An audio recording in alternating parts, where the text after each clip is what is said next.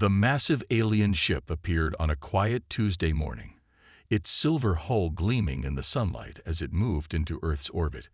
Within hours, every TV channel, radio station, and news website carried the same message. We come in peace as representatives of the Galactic Council.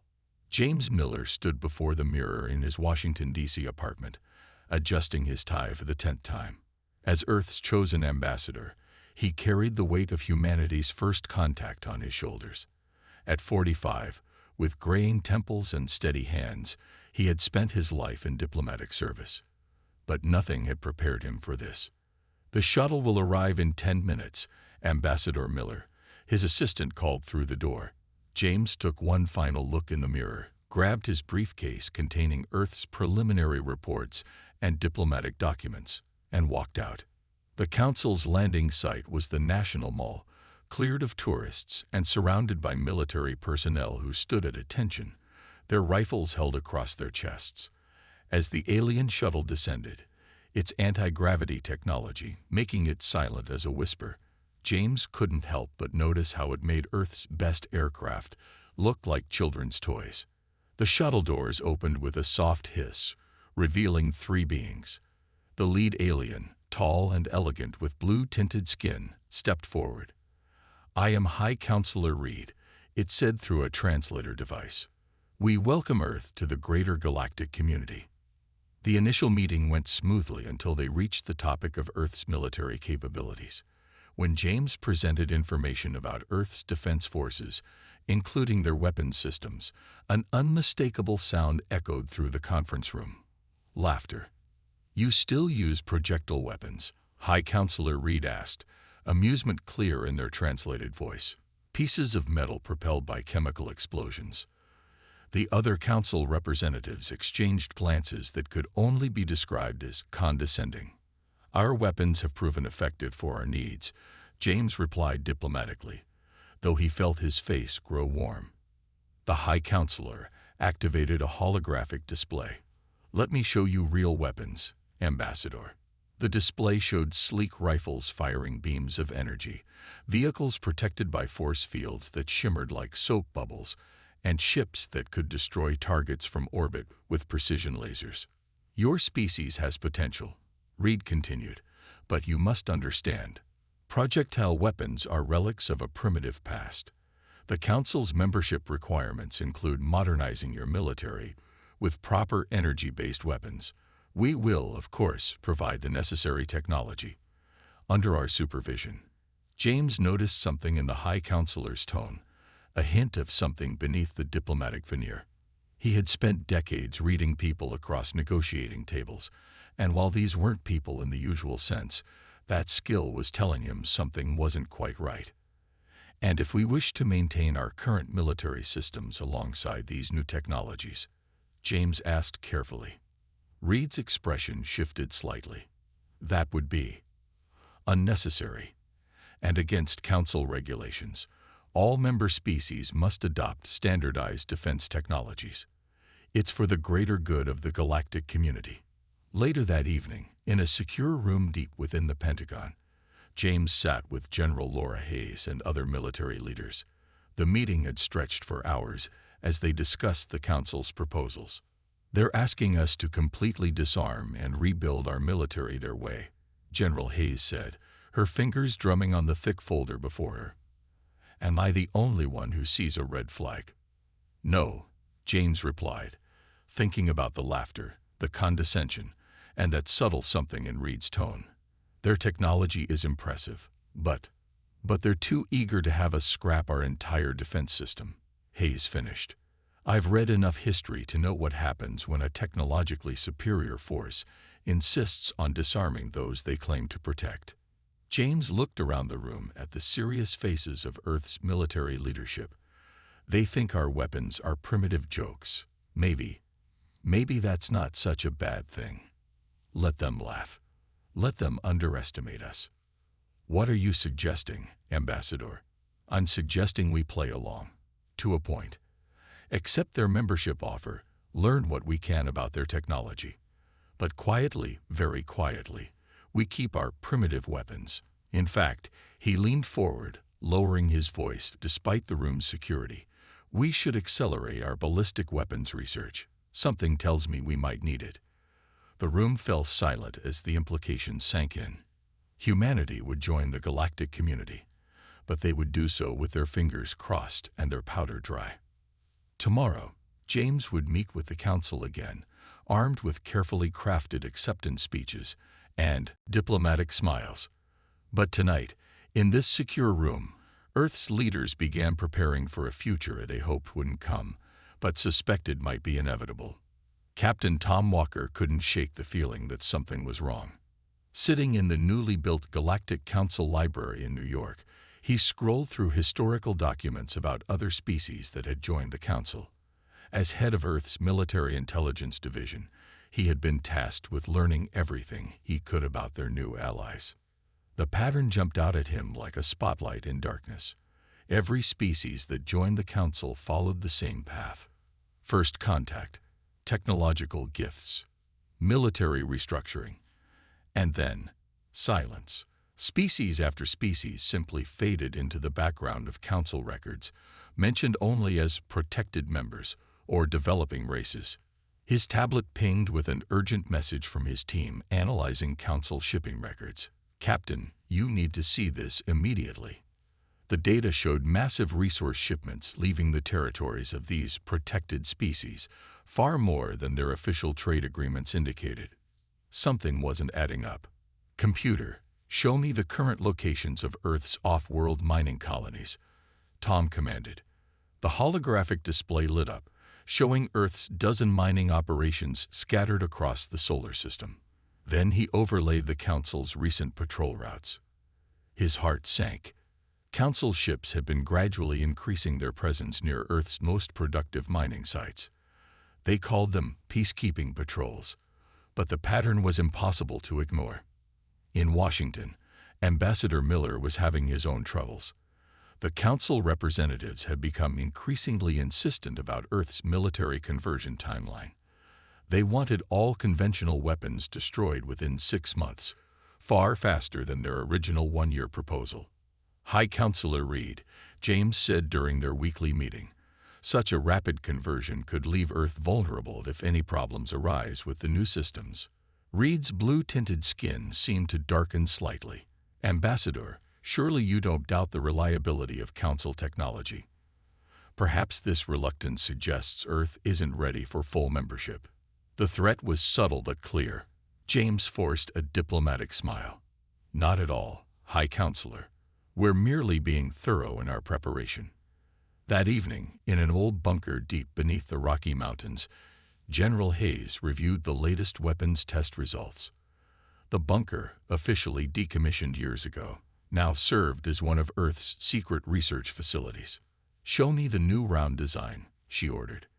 The technician pulled up a hologram of their latest bullet prototype. It looked simple, deceivingly so. The interior was a marvel of human engineering, designed to penetrate energy shields they weren't supposed to know existed. "Ma'am." A young lieutenant burst into the room. "Captain Walker's report just came in.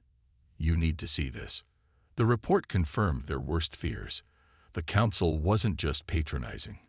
They were predatory. They had done this before, many times. Find a new species, mock their technology, force them to adopt superior weapons that, coincidentally, all operated on the same frequencies and had the same weaknesses. Then, once the species was dependent on Council tech, "Get me the President," Hayes ordered, "and contact Ambassador Miller. Tell him to keep playing nice. We need more time." In orbit above Earth, a Council warship captain named Dex watched the planet below with growing irritation. These humans were taking too long to disarm. Most species were eager to adopt Council technology, thrilled to be given such advanced weapons. But humans kept asking questions. "Sir," his sensor officer called out, "I'm detecting some strange energy readings from their northern continent." "Probably just their primitive power plants," Dex dismissed. "Focus on monitoring their space traffic. The Council wants to know the moment they start moving unusual resources." But he was wrong. The energy readings were coming from Test Site Bravo. where human engineers had just successfully tested their first shield-penetrating round. The test dummy, protected by a stolen Council shield generator, now had a neat hole through its center. In his office, Tom Walker compiled everything he had discovered into a secure file.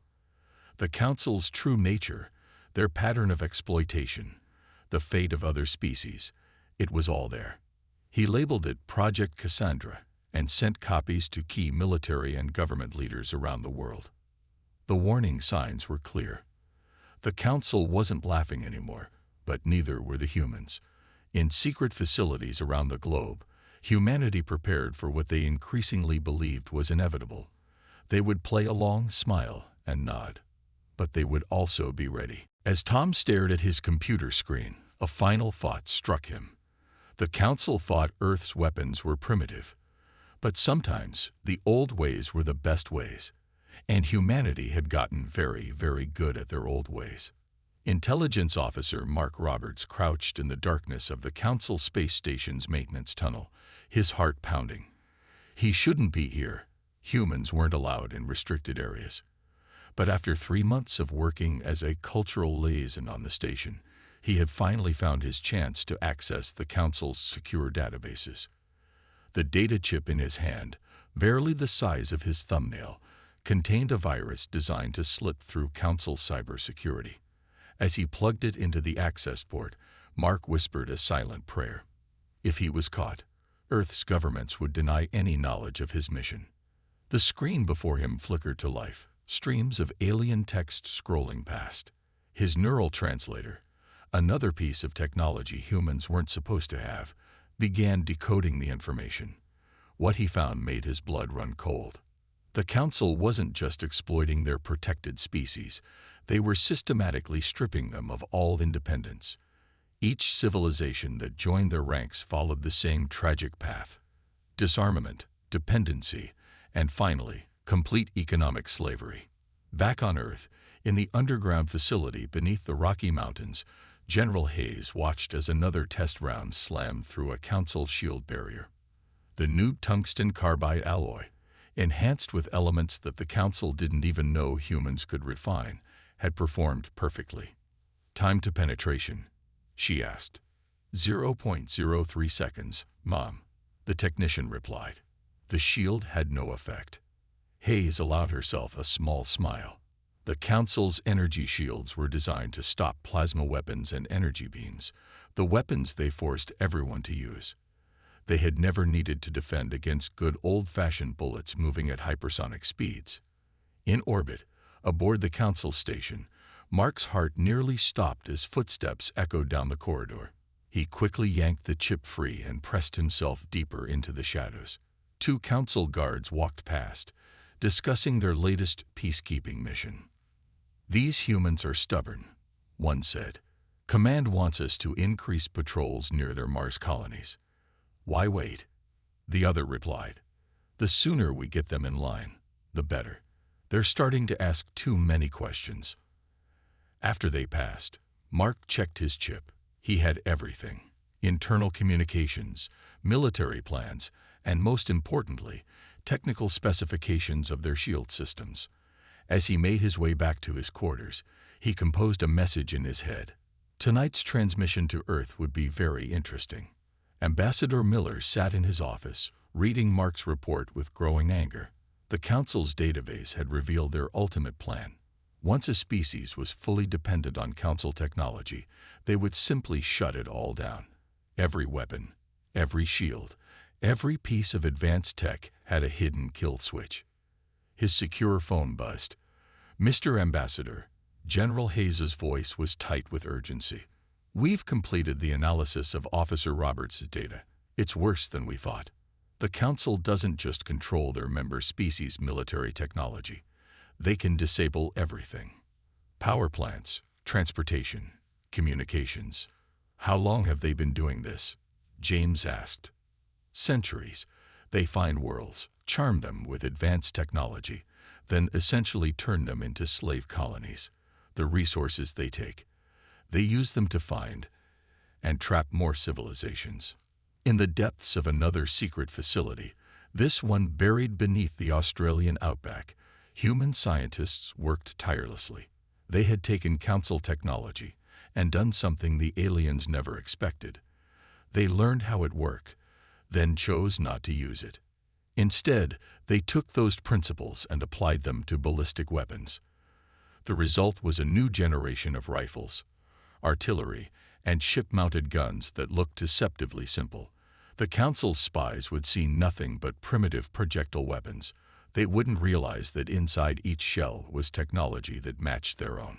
Mark's next discovery nearly exposed him. Late one night, he found records of species that had resisted the Council. The files were brief, each ending with the same chilling words: species successfully pacified. But humans weren't like the others. While the Council watched for signs of energy weapons development, humanity had quietly revolutionized their primitive technology. They didn't need fancy plasma rifles. They had something better, weapons their enemies didn't believe could hurt them. In his quarters that night, Mark encrypted his final report. The Council's arrogance had given Earth time, and humans had used that time well. Now they just had to wait for the right moment. The attack came without warning. 3 Council peacekeeping ships descended on the human mining colony on Mars, their energy weapons charging. The colony's administrator, Robert Parker, watched in disbelief as the lead ship broadcast its message.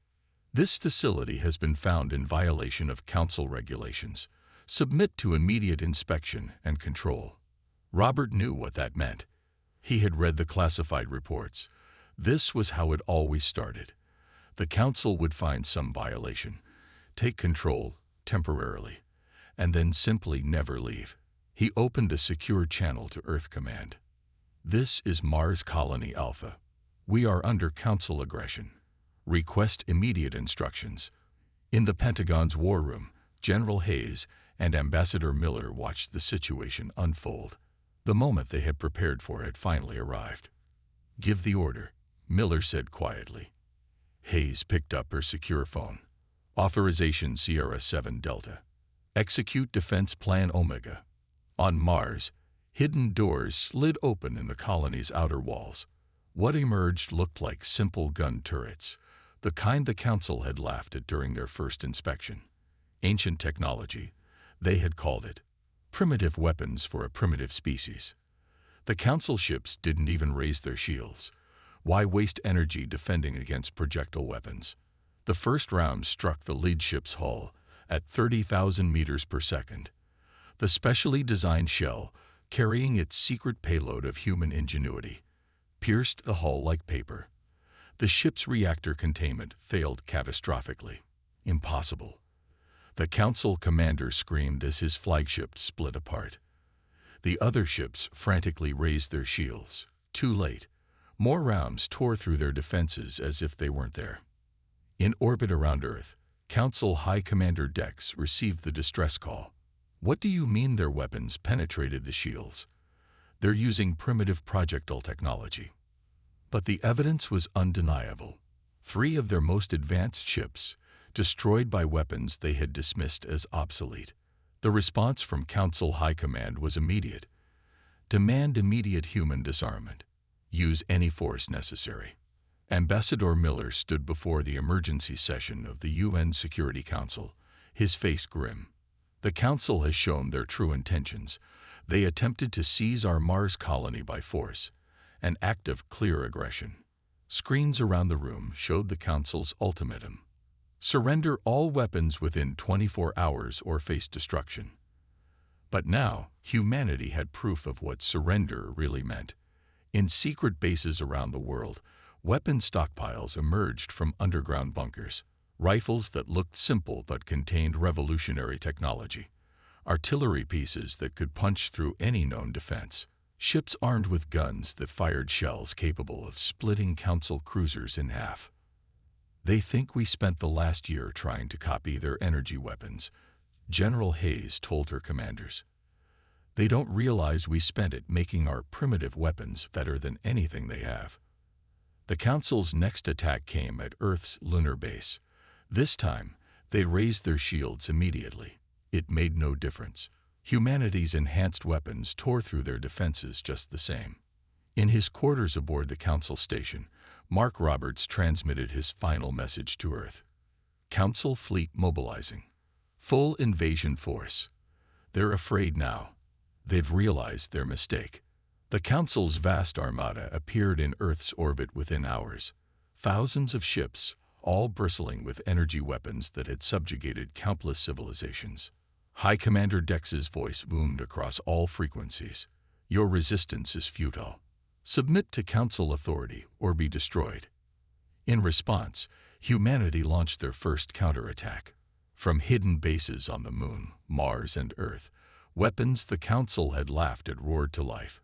Ships that had never feared projectile weapons began exploding in orbit. Switch to Frequency 7. Dex screamed as his fleet began to fall apart. Activate the kill switch.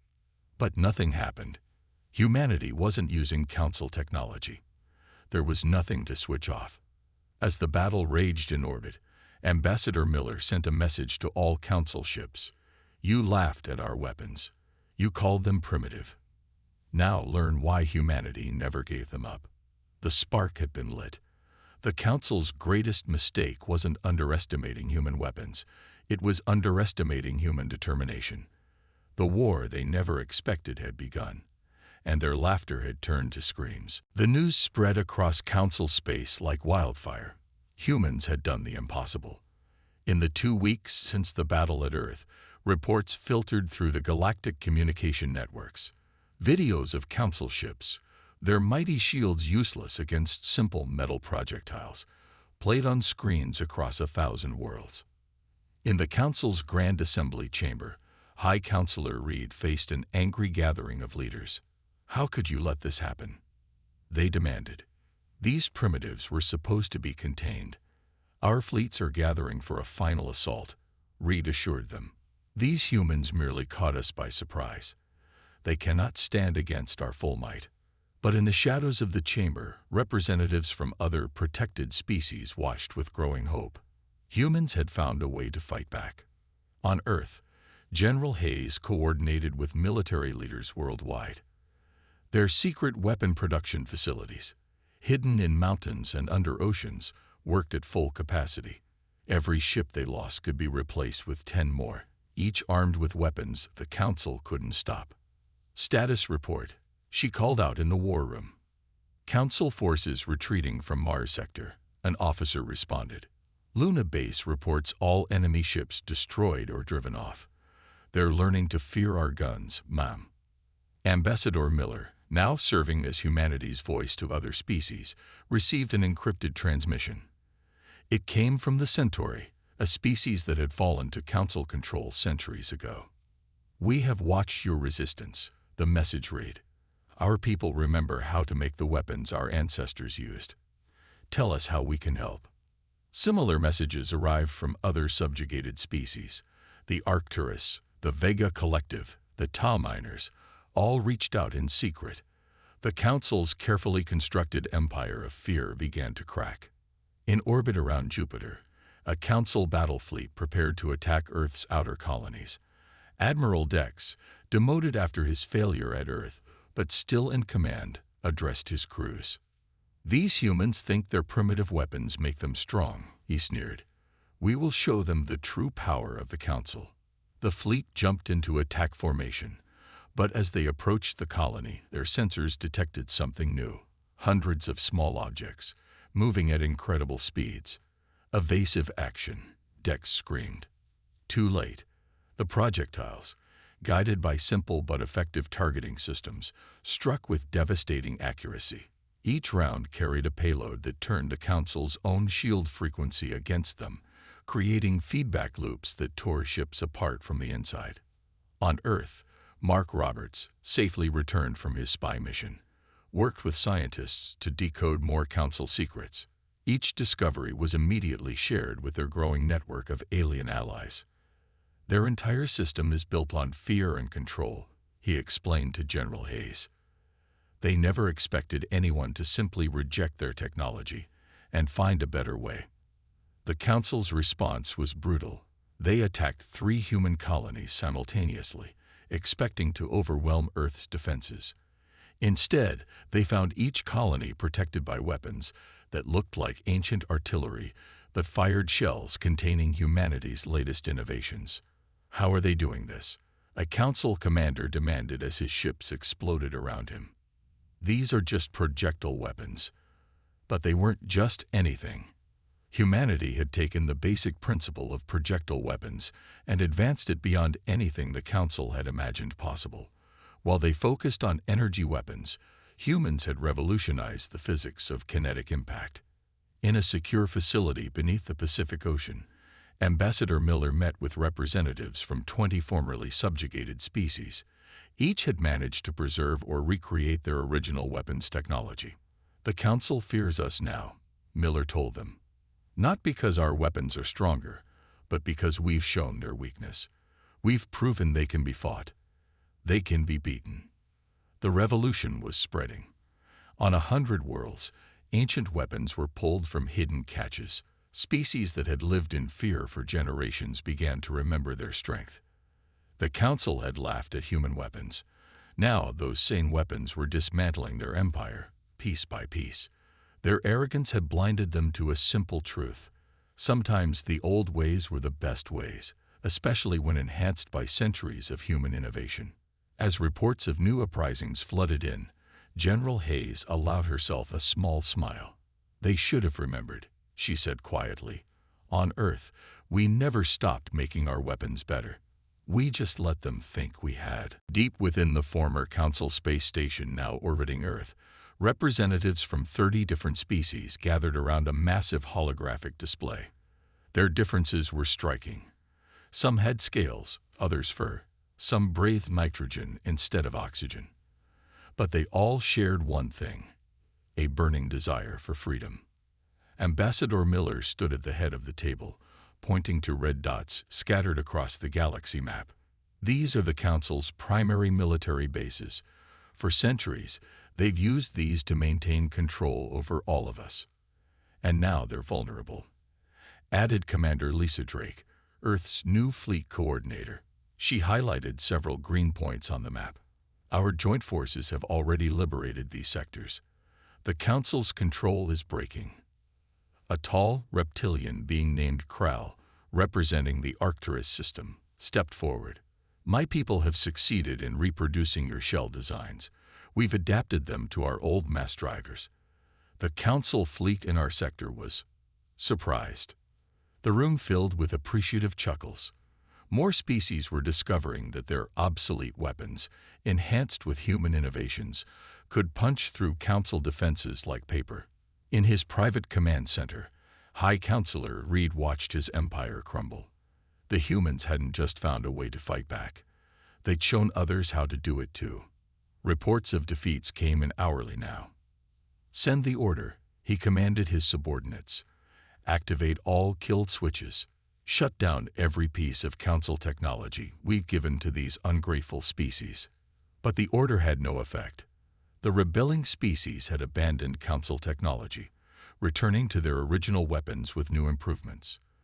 There was nothing to shut down. On Mars, now a major manufacturing center for the Alliance, General Hayes inspected a new weapon system. It looked simple, just a large rail gun mounted on a tank chassis. But inside each shell was a combination of human ingenuity and alien knowledge. The Tau miners provided the mineral compounds, a technician explained. The Vega Collective improved the guidance systems. And the Centauri, well, they found a way to make them hit even harder. Working together, Hayes nodded, something the Council never expected. In orbit around a Council core world, a joint task force prepared for battle. Human ships flew alongside vessels from a dozen other species. Each had adapted Earth's innovations to their own traditional weapons. "Enemy fleet approaching," reported Captain Tom Walker, now commanding Earth's lead battleship. "Council ships at maximum power. They still think they're superior." Commander Drake's voice came through the comm. "Let's show them how wrong they are." The battle that followed would be remembered for generations.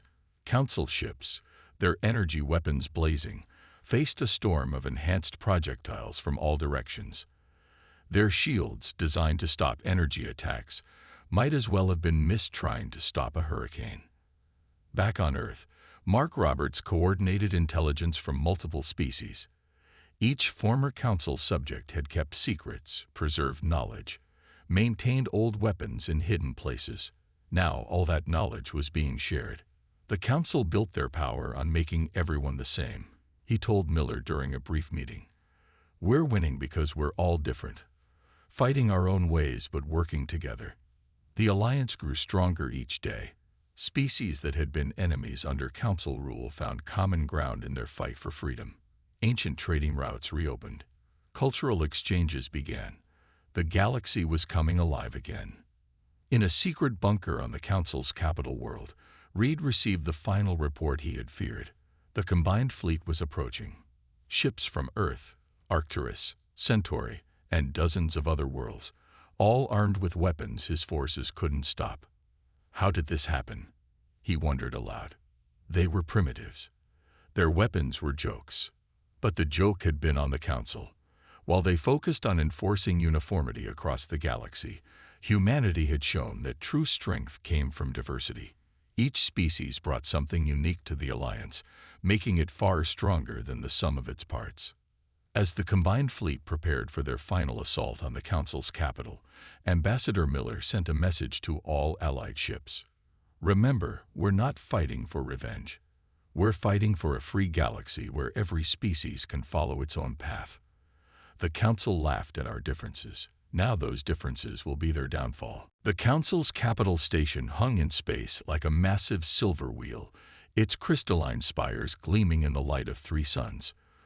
For centuries, it had been the seat of absolute power in the galaxy. Now it faced the largest fleet ever assembled. A combination of forces from every species the Council had ever tried to subjugate. Look at their defenses, Commander Drake whispered as she studied the tactical display aboard the Earth flagship Defiance. They got everything powered up to maximum. Shield generators, energy weapons, gravity projectors. All useless. General Hayes replied from her position at the command center on Earth. They still haven't learned. High Counselor Reed stood in the station's central chamber, watching the approaching fleet with growing terror. Ships of all shapes and sizes moved in perfect formation. Blocky human vessels, sleek Centauri cruisers, massive Arcturus dreadnoughts, and dozens of other designs. Send out the proclamation, he ordered, his voice shaking. Tell them we'll destroy the entire station if they don't retreat. All our technological secrets will be lost. Ambassador Miller's response came quickly. Those secrets were stolen from the species you enslaved. We're here to take them back. The battle began with a sight that would be recorded in 1,000 histories. From every ship in the Allied fleet, weapons that the Council had once mocked opened fire simultaneously. Rail guns, mass drivers, kinetic launchers, and human artillery, all enhanced with combined knowledge from across the galaxy. The Council's mighty shields, which had protected them for centuries, lasted less than a minute. Impossible. Reed screamed as the station shuddered. Increase power to the shields. Launch all defensive ships. But the Council's defensive fleet had never trained to fight against such weapons. Their crews, trained only in energy warfare, found themselves facing projectiles that moved faster than their targeting systems could track. In the middle of the chaos, small ships slipped through the gaps. Leading them was Captain Tom Walker, commanding the joint Human-Centauri strike team. Remember, he told his diverse crew, we're not here for revenge. We're here to free the galaxy. Mark Roberts, now serving as the strike team's intelligence officer, guided them through the station's layout. Main control center is 3 levels up. That's where we'll find the Council leadership. The fighting inside the station was brief but intense. Council guards, armed with their superior energy weapons, found themselves outmaneuvered by troops carrying enhanced versions of their species' traditional arms. Humans with advanced rifles fought alongside Arcturus warriors wielding gravitic hammers and Ta hunters with their sonic weapons. In orbit, the Council's last defensive line crumbled. Commander Drake coordinated the fleet's movements with precision, each species' ships performing the role they did best. Human vessels provided heavy firepower, Centauri ships ran interference, and Arcturus dreadnoughts absorbed damage. High Counselor Reed was trying to delete the station's databases when the strike team breached the control center. He turned to find himself facing not just humans, but representatives from every species his people had wronged. "It's over," Walker said simply. Reed looked around wildly. "You don't understand. We brought order to the galaxy. We gave you advanced technology. We made you better." "No." Miller's voice came through the command channel. "You tried to make us all the same, but our differences are what make us strong." Within hours, the Council's surrender was broadcast across the galaxy, but the real work was just beginning. 1 month later, in that same chamber where Reed had once ruled, representatives from all allied species gathered to sign the Galactic Concordat. Its first law: no species could force its technology or culture on another. The Council's greatest mistake, Miller told the Assembly, wasn't underestimating our weapons. It was believing that progress only moves in one direction. They forgot that there are many paths to the future. General Hayes, watching from Earth, smiled as she signed orders to decommission some of their wartime production facilities. "Think they'll ever try to laugh at human weapons again?" "Somehow," Mark Roberts replied. "I doubt it." The new Galactic Alliance established its headquarters on Earth, a symbol of the revolution that had freed the galaxy. The Council's mighty station was transformed into a museum and learning center, where species could share knowledge freely. And in the Alliance's Grand Hall, they mounted a simple projectile weapon, the kind the Council had laughed at. Below it, a plaque read, "Never underestimate the old ways, for in them lies the wisdom of ages, and never laugh at another's path, for in diversity lies the strength of the galaxy."